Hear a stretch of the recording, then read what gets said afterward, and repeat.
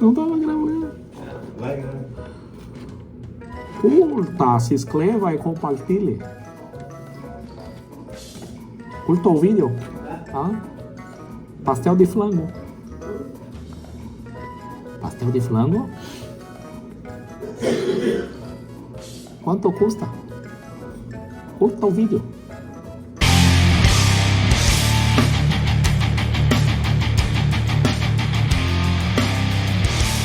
Salve, galera! Vamos falar de filosofia hoje? E a gente já vai iniciar com uma pergunta bem legal para vocês. Os gregos, eles inventaram a filosofia? O que vocês acham? Calma aí que a gente já vai conversar o porquê disso, né? Porque hoje a gente vai falar de um cara que ele fazia filosofia, mas não era na Grécia, era na China, né? O nome dele era Confúcio. A gente está aí para falar de um filósofo oriental. Vamos lá para o Oriente hoje, estamos aqui nesse clima zen, tranquilo e sereno, para falar de Confúcio. Vamos então para uma frase muito interessante do Confúcio. Quando vires um homem bom, tenta imitá-lo. Quando vires um homem mau, examina a ti mesmo. Grande Confúcio. Então vamos falar um pouco da história do Confúcio. O Confúcio, ele nasceu e viveu na China, na época dos reinos em guerra, que era uma época em que a China estava dividida, né, em reinos que viviam em constante conflito, né, uns com os outros, né, que se organizavam de uma maneira parecida com cidades-estado, assim, né, cidades independentes que viviam em guerra constante, né. Elas faziam alianças entre si, mas constantemente também essas alianças elas eram rearranjadas, né, conforme a política do momento. Havia muito conflito, né, nessa época entre os territórios chineses, né, que nem o Vini falou. E esse conflito ele durou aproximadamente uns 200 anos, né, então foi muito tempo, né, foi ali basicamente entre o século 5 e 3 antes da Era Comum. Né? Nesse período a China ela teve meio fragmentada, assim, né? Repleta de conflitos, insegurança, tudo fruto de uma disputa de poder, né? Entre, para variar um pouco, as elites locais. Nós encontramos algumas versões, né, diferentes de qual seria o verdadeiro nome do Confúcio, né? Algumas fontes elas referem que o nome do Confúcio, né, seria Kung-Xiu, né? Perdoe o nosso chinês meio arranhado, né? Seria Kung-Xiu. Outras fontes referem que o nome dele seria Kung-Fu-Tse, né? Mas aqui no nosso vídeo a gente vai chamar ele de Confúcio mesmo. Confúcio, né? Mesmo, vamos mandando Confúcio. Vai ficar no Confúcio. O Confúcio ele nasceu aproximadamente ali pelo ano de 551 antes da Era Comum, né? Uma província que na época se chamava Zhou, né? Que ficava no nordeste da China, onde hoje lá está a região que é chamada de Shantung, né? Shantung ou Shangtung. Nome em chinês é foda. É isso lá que a gente manda escrever. É isso aí. Galera, Confúcio muito provavelmente é a figura mais influente da história da China, tá? Ele veio de uma família bem humilde, né? O pai dele, Xunliang Ri, foi um herói de guerra, né, que devido aos seus feitos militares ali e tudo mais, né, ele recebeu um cargo dentro do governo, né, um cargo de magistrado, né, na administração do governo local ali. Consta que o pai dele casou-se, assim, quando ele tinha basicamente 70 anos de idade, com a mãe de Confúcio, que tinha 15 anos. 15 anos. Essa época é uma época diferente, né, galera? Normal, Confúcio normal pra época. Muito provavelmente a mãe de Confúcio ela foi dada como prêmio de guerra, né, ao pai de Confúcio, justamente por conta daqueles feitos, né, que o pai dele teve em guerra, tá, galera? O Confúcio ele foi o 11º filho do seu pai, né, que faleceu quando Confúcio tinha apenas 3 anos de idade. Né? E uma curiosidade também bem legal sobre Confúcio é que ele foi um jovem apaixonado por música, né? Por música. Ele tinha ritmo. Diferente de ti. É verdade. Zero ritmo, né? Zero ritmo. O João é inimigo do ritmo. É verdade. Galera, então, diferente de mim, Confúcio era um ótimo músico, tá? E ele se dedicava muito à música, né? Ele se dedicava muito mesmo, né? E logo em seguida ele adquiriu esse mesmo gosto que ele tinha para música para os estudos, né? E com 15 anos ali, Confúcio ele foi incentivado por sua mãe, né, a se dedicar de maneira mais incisiva aos estudos, né, ou seja, mais dedicado ainda. Ele já era dedicado. A mãe dele foi lá, deu um puxão de orelha e te dedica mais, né, que tu vai te dar bem. E ele casou-se ali com Confúcio com uns 19 anos, né, tendo apenas um filho. Confúcio teve um filho. Ao contrário do pai dele que teve 11, né? E ele começou mais cedo que o pai Os dele. nossos pais tinham mais filhos também, né? Exatamente, mas foi uma quebra forte ali. Então, o Confúcio ele teve vários trabalhos ao longo da vida, né? Ele foi pastor de ovelhas, foi vaqueiro, né? Foi vários trabalhos rurais lá na região dele. Ao mesmo tempo que ele se dedicava a estudar, né, e se dedicava à música, ele também tinha que trabalhar, né, porque ele era de uma família humilde, né, sem muitos recursos financeiros. O Confúcio também ele foi guarda-livros, né, que é algo que hoje seria como se fosse o emprego de um contador. Devido ao estudo constante, o Confúcio passou a ser considerado um homem muito culto, né, o mais culto de toda a região dele, embora ele ainda fosse relativamente jovem. Ele utilizou praticamente todo o tempo livre, né? Todo o tempo livre que ele tinha, ele se dedicava para se aprimorar nas áreas de conhecimento que eram as que ele se dedicava, as que mais chamavam a atenção dele, né? Ele manteve o hábito pela vida inteira, né? Esse hábito do estudo, né? Principalmente da história, né?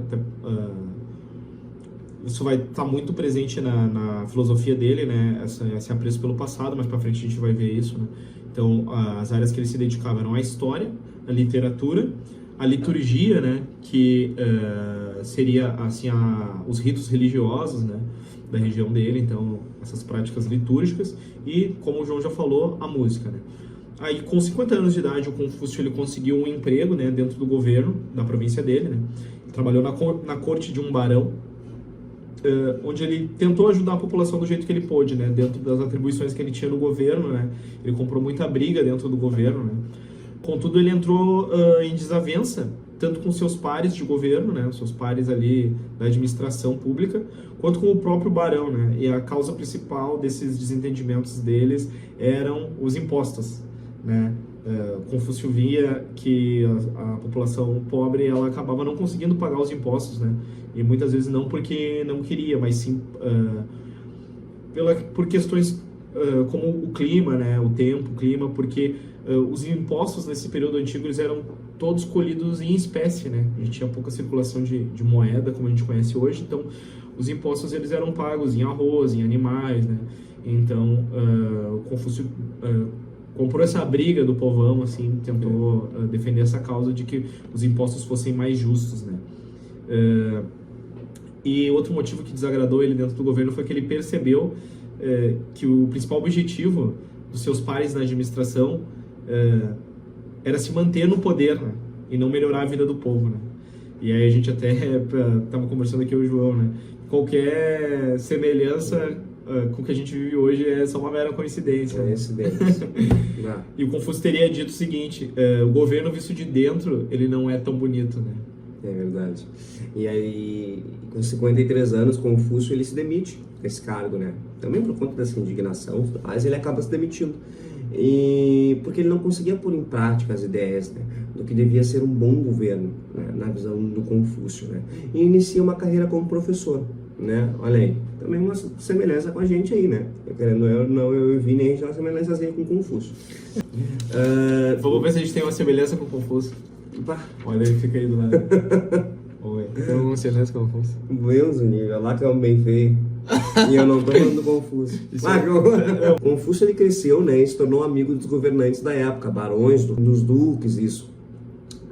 Confúcio então ele desenvolveu um método próprio de ensino, baseado em conversas informais, basicamente isso que a gente está tendo aqui, perguntas que instigassem, né, seus alunos a refletir, tomar as próprias decisões também, né, e algo muito próximo assim do modelo grego de filosofia, né? Sim. Então a gente tem vamos fazer um parênteses aqui na nossa conversa, a gente tem, né, um salto lá para aquilo que a gente tinha conversado antes. Será mesmo que a filosofia foi inventada na Grécia, né? Porque a gente tem uma parte muito focada aqui também na questão do Oriente com Confúcio, né? Que é bem parecido com a grega. Sim. Voltando, fecha nosso parênteses.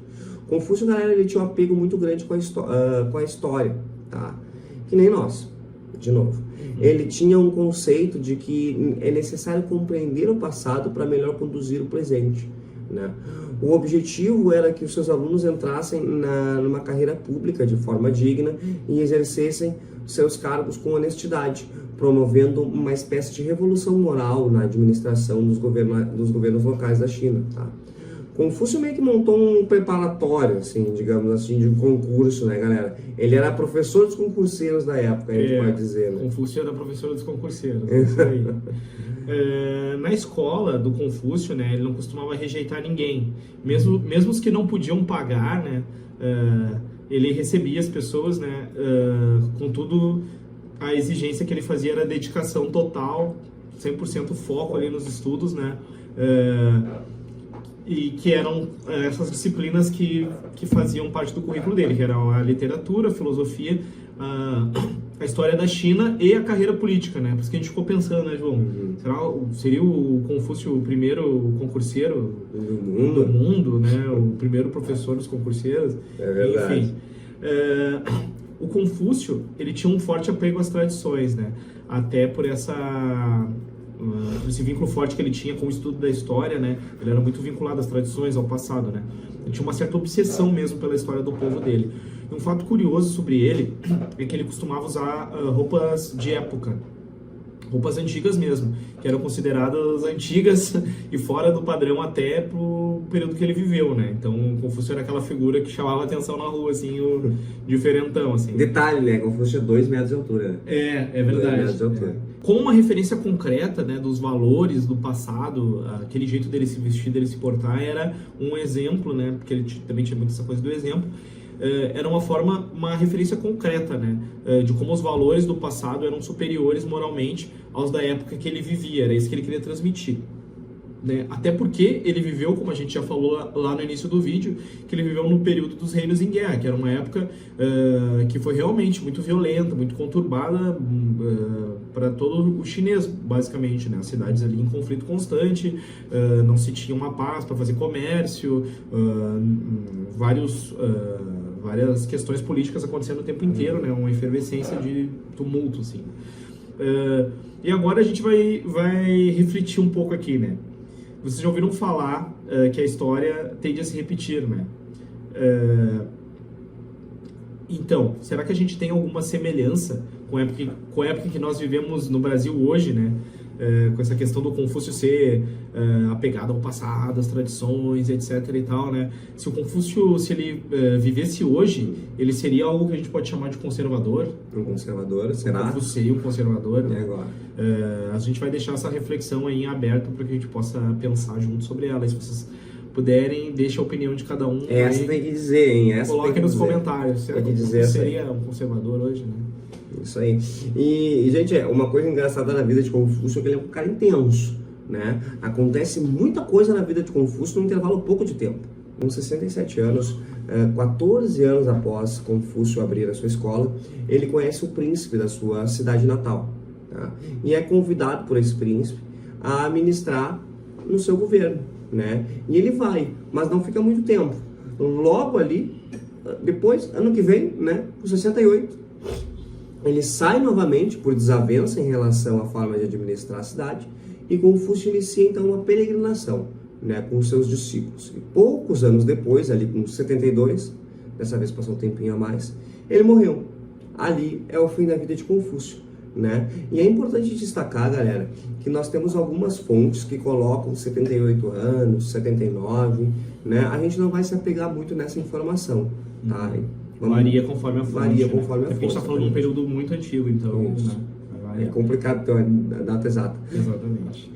E então, assim, ó, agora a gente falou bastante da vida do Confúcio, vamos falar mais da filosofia, né? O que seria a filosofia, qual foi o legado do Confúcio, né?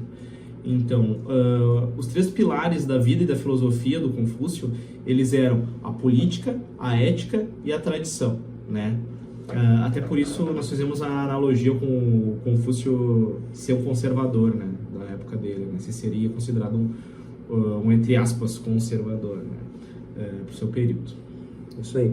Confúcio, ele pregava a virtude, né? Sempre foi o foco dele principal. Virtude, benevolência, a liderança pelo exemplo, né? Através do qual o governante ganharia o respeito e a lealdade dos seus governados, né? E abrindo umas aspas aqui para Confúcio, ele diz: o homem sábio é atraído pela benevolência, porque percebe que lhe é favorável. E a gente fecha as aspas do Confúcio. Pensem sobre isso, pensem nessa frase. Confúcio acreditava em fazer o bem aos demais cidadãos, né? Algo que a gente poderia chamar, assim, dentro de um conceito ocidental, do amor ao próximo, né? Que é bem comum e para nós ocidentais é um conceito bíblico, né? Então, querendo ou não, toda a nossa sociedade ocidental, ela tem um pilar central que é o cristianismo, né? Nós vivemos o Ocidente, ele é basicamente judaico-cristão e muito mais majoritariamente cristão, né? Então, esse conceito do amor ao próximo, né? Amar ao próximo como a si mesmo, ele tem um correspondente lá no Confúcio. E a gente abre outras aspas aqui para o Confúcio para a seguinte frase, né? A benevolência constitui o mais belo aspecto de uma vizinhança. Então, a benevolência como um equivalente do amor ao próximo, né? E com todos esses pensamentos de Confúcio, né, que a gente está estudando agora, os alunos deles também estudavam, né? E aí eles compilaram um livro, né, com os seus ensinamentos, né, os ensinamentos do Confúcio. Esse livro em português ele tem a tradução de Analectos, né, seria o nome do livro, Analectos. Este livro ele pode ser classificado assim como um livro de reflexões, né? Basicamente um livro de filosofia do Confúcio. O Confúcio ele não tinha uma visão muito metafísica ou religiosa, né, da vida e da forma como nós temos hoje, né? Não seria nem um pouco similar à nossa religiosidade, ainda mais a ocidental, né? A gente vai ter uma diferença bem grande disso, né? A liturgia que ele praticava e que ele estudava muito, né? O aspecto transcendental que ele praticava, ele estava vinculado ao culto dos ancestrais, né? Isso é uma coisa bem presente no budismo, né? E em várias culturas e tradições orientais, né? Assim, esse culto aos ancestrais, né? Valorizando aqueles que vieram antes de nós e os seus valores e os seus costumes, né? Isso. Porém, o Confúcio, ele tinha alguns aspectos que poderiam se aplicar tanto para a administração de um Estado quanto da vida pessoal. E esses princípios, eles carregam em si um grau elevado de transcendentalidade, né? E aí, o João vai dizer para nós aí quais são os... Rei, bem do próximo. Li, cortesia ritual. Di, busca pela moral. Xing, integridade. Jing, fidelidade. E I, justiça. Confúcio ele tem uma reflexão importante, muito útil, principalmente para quem se dedica à auto-melhoria, né? Aos estudos e a buscar se desenvolver, né? Qual é essa reflexão? Abre aspas. Aquilo que não sabemos, saber que realmente não sabemos. Eis o verdadeiro saber, né? Ele quer dizer com isso que se eu sei que não posso fazer alguma coisa ou se eu tenho alguma dificuldade com aquilo, eu preciso admitir esse erro para que eu possa melhorar. Exatamente. Para que eu possa melhorar. Ou seja, através do esclarecimento comigo mesmo do meu erro ou daquilo que eu não consigo, eu vou melhorar. Né? Ao invés de ter aquela falsa ignorância, eu consigo sem treinar, sem estudar, né? Ou achar que sabe e não saber, né? Exatamente. Tem acho que um vídeo que o Muhammad Ali falava algo assim, né? Que é muito bom tu poder admitir que tu não sabe uma coisa, né? Porque aí tu vai poder aprender. Porque se tu achar que tu sabe e tu não sabe de verdade, tu nunca vai aprender, né? Então, saber que naquela área eu sou um ignorante e a partir dali eu posso me melhorar, né? É a famosa sandalinha da humildade. Exatamente. E galera, ele tem uma passagem muito interessante também sobre o preconceito, que é o seguinte, tá? Abre aspas. O preconceito deriva da ignorância. Fecha aspas. É simples, curta e direta, né? E que funciona. Que é algo bem curto, né? Mas é fácil de entender, né? O preconceito deriva da ignorância. No momento que tu foi preconceituoso com alguém, tá sendo ignorante. Não precisa nem explicar muito essa, né, João? Como as principais obras do confucionismo, né? Nós temos, então, os Analectos, o Grande Ensinamento, né? Que é outro livro, né? Esses dois livros, eles foram compilados pelos alunos do Confúcio, e a gente tem um outro livro que é considerado uma obra canônica do que seria o confucionismo, que é a doutrina do meio, né? O nome original seria... Como é que é, João? Zongyong. Zongyong. O chinês do João é melhor que o meu. Não tem ritmo, mas tem chinês. Mas tem chinês em dia, afiado. Então, esse livro, né, que é a doutrina do meio, ele foi escrito pelo neto, né, do Confúcio, que foi o Kongji. Agora, galera, eu vou, se vocês me permitem aqui, eu quero fazer a leitura de um trecho de um livro que a gente usou, dentre outros artigos e dentre outros livros e podcasts e um monte de coisa que a gente usou para estudar o Confúcio. A gente vai deixar depois na descrição do vídeo o que a gente usou para estudar, mas esse livro eu quero mostrar para vocês é um livro do Juremir Machado da Silva, que é um historiador e jornalista aqui do Rio Grande do Sul, radialista por muitos anos aqui numa rádio aqui do Sul. É um cara que escreve muito sobre história de uma forma geral, e esse livro, Ser Feliz é Tudo Que Se Quer, ele é mais ou menos o que a gente está tentando fazer nesse canal, né? Ele aborda ensinamentos práticos para a nossa vida cotidiana de vários filósofos consagrados, importantes, e que a gente consegue tirar pílulas, né? Isso aí. Para poder ser Passar feliz. pra vocês. E ser feliz, né? E Ser passar feliz pra é vocês. tudo que se quer. Então vamos lá. Felicidade como autocontrole. Não é fácil ser tão simples e coerente como recomendava Confúcio. Ele se tornaria o rei das belas frases como esta: a melhor maneira de ser feliz é contribuir para a felicidade dos outros. Como praticar isso quando se vive num mundo egoísta, pressionado por metas, objetivos, cobranças, desafios, competições, lutas de poder e prestígio? Confúcio achava que era possível. Os seres humanos, para ele, não eram um rebanho insensível. Cada homem seria capaz de aprender e de se domar. Ele podia ser muito pragmático. De nada vale tentar ajudar aqueles que não se ajudam a si mesmos. Poderia também ser muito direto. Muitos procuram a felicidade acima do homem, outros mais abaixo, mas a felicidade é exatamente do tamanho de um homem. O editor vai botar palminhas aí agora. Palmas, palmas. Fugiu, editor. Vamos, o editor tem que trabalhar mais, hein? O editor tá muito vagabundo. Fugiu, editor. O editor tá muito devagar. Então a gente leu aqui esse trecho, né? No qual o Juremir coloca esses ensinamentos do Confúcio para nós e finaliza dessa forma, né? Com essa frase que a felicidade é do tamanho de cada homem. Todos somos capazes de evoluir, todos somos capazes de nos melhorar, né? Então é isso. Né, Galera, o que acontece? A gente vai voltar para aquela frase que eu disse para vocês, que é para vocês comentarem aí embaixo. Seria Confúcio, na era atual, um conservador?